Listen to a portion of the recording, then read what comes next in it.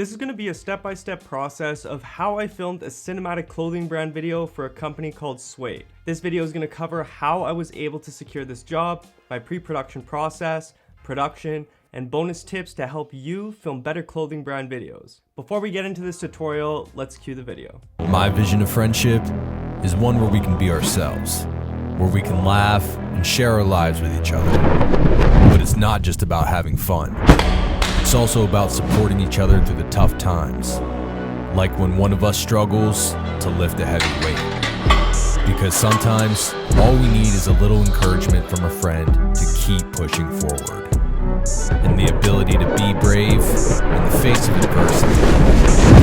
To walk with confidence where we don't have to conform to society's expectations. We can be big, tall, short, or small. Whatever we want to be. As long as we're comfortable in our own skin. Because when we love ourselves for who we are, we can truly have balance, harmony, and respect for everyone in our lives. So let's continue to hang out, talk, share, and support each other through life's ups and downs. Because together, we can overcome anything.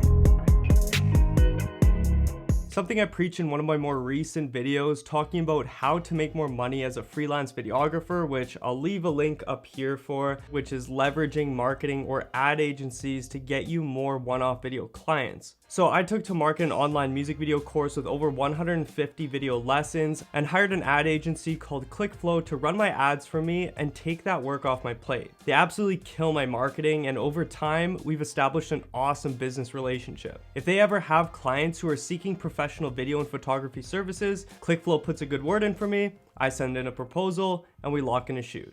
I won't give the exact amount of what this video cost the client, but it was in the thousands. This is what my proposal looked like to Suede. As you can see, a very detailed outline of exactly where their budget dollars are going towards. This is really important if you want to start securing video budgets over that $2,000 area. If you just send someone a quote for $3,000 and tell them that that's just what it's gonna cost, there's a way higher chance the prospective client will not take you seriously and inquire somewhere else. This entire video was filmed off a Canon R5C with a Canon RF to EF adapter, Canon 35mm f1.4 lens, Sigma 18-35 f1.8 lens, a minimalistic Canon R5C rig with a top handle, cage, Atomos 7 Shogun monitor, and Tilta Mirage VND matte box, as well as the iFootage 320 and 220 lights, and iFootage lantern and light dome modifiers. So in my proposal to Suede, I listed my production management rate, pre-production rate, 1 full day shoot rate, post-production rate, with a precise amount of time it will take me to turn around the video deliverables,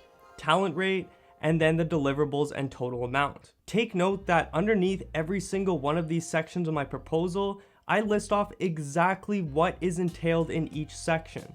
If you guys want to use this winning proposal writing technique to secure your next client, I have a videographer pricing guide ebook covering how to replicate this properly, which you can find on my online shop, which is in the link down in the description. So once the client accepted the proposal, sent a 50% deposit, it was now time to piece together my pre-production. I always start my pre-production process with a visual treatment and then work on my shot list once this is signed off and finalized. A visual treatment ultimately makes sure that you, the creative, and your client, who may not have a lot of video background, are both on the same page in terms of how you want the video to look once it's finished. Aside from actually filming the video and like being on set and all that, this is one of my favorite parts of the process, as I tend to just post up at a brewery, have a couple drinks, and get creative with my treatment. This treatment was fairly straightforward, where I covered the video's concept breakdown, the importance of capturing the brand logo on the clothing throughout the video, each location breakdown, color tone examples for each location, photos of the talent in the video, equipment used on set, and the voiceover actor we are using. Now for me personally, finding the perfect song to use in my videos for brand commercials can be a super time-consuming process. I like to find a list of at least 3 to 5 songs I would 100% consider using for the video and setting those songs aside for when the time actually comes to start editing. Now with that being said, today's video is sponsored by Epidemic Sound. I've been using Epidemic Sound for 5 years now. What makes Epidemic Sound so amazing is their world-class search engine, which helps you navigate through tens of thousands of tracks and sound effects effects in just seconds. The new topics feature helps you find which new sounds are being used in different types of content and lets you explore how different communities are using Epidemic sound music in their content. You can also use their new semantic search, which allows you to search using descriptive words and sentences to get even more refined results. For the main cinematic clothing brand video, I found the main track in just seconds by simply searching clothing fashion video. And if you find a song that you're maybe on the fence of using, but like the overall vibe of it, you can simply click this button right here on the bottom right to find similar tracks, and you'll get an entire updated list of tracks that have a similar sound to the original song you found. If you want to sign up for this amazing royalty-free music and sound effect platform that I have been personally using for years, I left a discount code in the description that will instantly give you 1 free month to Epidemic Sound and 50% off for the next 2 months after that when signing up for a monthly plan. Now, while I was creating the pre-production for this video, I sent off a script that the client had made for a potential voiceover. I personally felt that voiceover would complement the video, so I decided to go with JPSinger, who is an amazing voice actor for motivational type films. You can also find his voiceovers being used in many of Lobo Films videos. If you guys want to inquire about voiceovers from JP, I'll leave his social handle in the description down below. Not only do I create my shot list in Google Sheets, but I also use Google Sheets to organize my shoot itinerary, timecode sheet, and action items. As you can see, my shot list is extremely in-depth, breaking down scene by scene, highlighting the shot type, which talent is in each scene, lighting, lens used, frame rate, and f-stop. After that, I create a detailed shoot itinerary in a separate tab, which is sent off to all of the talent involved on set. Once my shot list is 100% finalized, I start piecing the video together on paper. I call this a timecode sheet. So when I go to edit the video in post, I pop the timecode sheet up on a second monitor and just plug and play each clip to save me time when chopping up the rough edit. I also place what line of the voiceover is being said at specific timestamps in the video. Action items are essentially any of the clothing being worn in frame at each location, as well as any props we need to make sure that we have on set. I color coordinate each action item, highlighting if the action item has been successfully sourced, have not yet sourced, or awaiting confirmation. Now that our pre-production is dialed in and each talent is booked to film on specific dates, it's now time for filming. The first scenes took place at a local gym of 2 of the male talents, Claude and Brandon. Unfortunately, I only have behind the scenes from this specific location, so I'll try my best to break down the remaining locations without showing you in the flesh behind the scenes. Because I was super organized with my shot list, we were only filming at the gym for under an hour. We started with multiple angles of both talents doing cable chest flies in both 24 and 60 FPS. Some of the shots were pushing in and out, others were side to side. Some shots I used the cable machine as my foreground, and then I had to get the odd creative shot in there where I tracked the movement of each talent's hands as they contracted to the top of the cable fly movement. That last tracking shot I just showed looks so damn clean when it comes to fitness footage. Next up, I had both talents doing some seated dumbbell side laterals, as this is where I wanted to get some of those twist effect shots to use as quick transitions in the video. We then stepped over to a squat rack where I had both talents doing clean and presses with a barbell, as I planned to film some match cuts of them tossing the weight over their heads.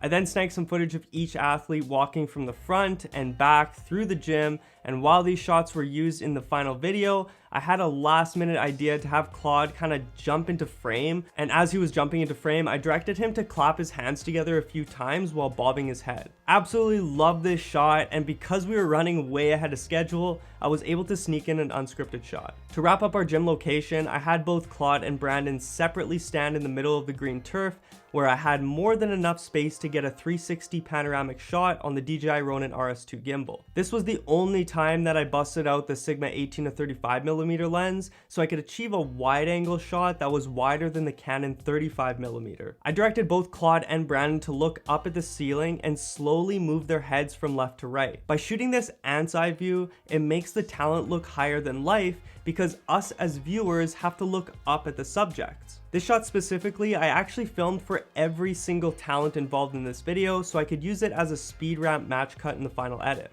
Moving along to our female talent, Ashley. We linked up at a more industrial outdoor location that I had previously location scouted far in advance. We captured some simple 60 FPS slow motion clips in a back alley surrounded by brown bricks, and then drove down the street to a more open location where I had Ashley do some walking shots, the 360 panoramic gimbal shot, as well as some shots of her sitting on the staircase. A really cool shot I captured of her, which was actually a last minute addition to my shot list, was a close-up of her eyes opening and closing. This was the most simple shot ever to capture, but it actually made for an unbelievably dramatic transition shot in the middle of the video and as the last shot in the video before the Suede logo appears at the very end. Funny enough, I actually pulled inspiration from a Dior fashion film video where there was a very similar shot of an eye opening. I put my own twist onto it and simply keyframed in and out of the shot and used this in my own video. Our second last shot was with my friends Justin and Harris. We started by filming outside on an overcast day, which made for a breeze when color grading this video. I shot very simple tracking shots of them walking in 4K 60 FPS,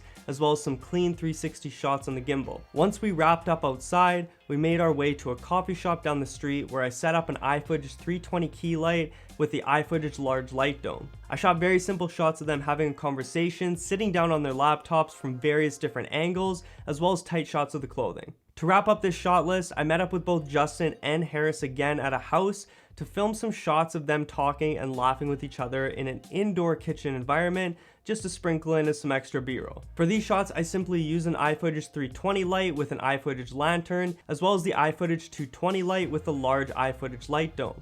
All of this was shot handheld. Okay, so here are a couple bonus tips for not only filming clothing brand videos like this one that you just saw, but this goes for almost all one-off videos you produce for clients. The biggest tip I can give you guys is simply over-delivering and not being lazy. I originally quoted the client for 1 60-second hype cinematic brand video and 6 social media vertical videos. I also told the client I would snap some photos free of charge, but not putting an exact number of photos I would deliver to them. What I ended up doing was snapping photos of each talent at each location, which literally took a combined total of 20 minutes and no more than an hour of my time to edit through the photos. I ended up delivering around 70 to 80 photos to the client, and after I'd cut up the original 6 vertical social media videos I quoted for, I had so much extra footage laying around that I went ahead and took the time to chop up an extra 6 or 7 vertical cuts, because why not? A lot of videographers are probably listening to this and cringing because I could have very easily approached the client and said, hey, I have extra clips. I could create an extra 6 or 7 vertical cuts for an extra $300 or $400 of post-production time. But in my opinion, over delivering this much is such a good look for your brand and yourself. I would say that 95% of projects I take on, I over-deliver on something. This time it was photos and an extra handful of social media vertical videos. Now, after watching back the video and the beginning of this tutorial, you probably noticed that there were a lot of sound effects sprinkled in throughout. While the majority of the transitional sound effects were from Epidemic Sound, I sprinkled in some risers and whooshes from the sound effect pack right here called Sounds from the Den by Lobo Films. I've shouted out this sound effect pack before in one of my fitness video tutorials, I believe, and I have absolutely zero affiliation with this creator, and I'm just showing genuine love to this digital product because I do use this sound effect pack all the time. Now, if you guys enjoyed this video, be sure to check out this video right here if filming cinematic fitness videos is something you want to learn or brush up your skills on. In my opinion, filming fitness videos kind of goes hand in hand with the types of shots that you'd want to capture on a clothing brand video set like this one I did for Suede. Thanks everybody for watching. I'll catch you in the next video. Peace.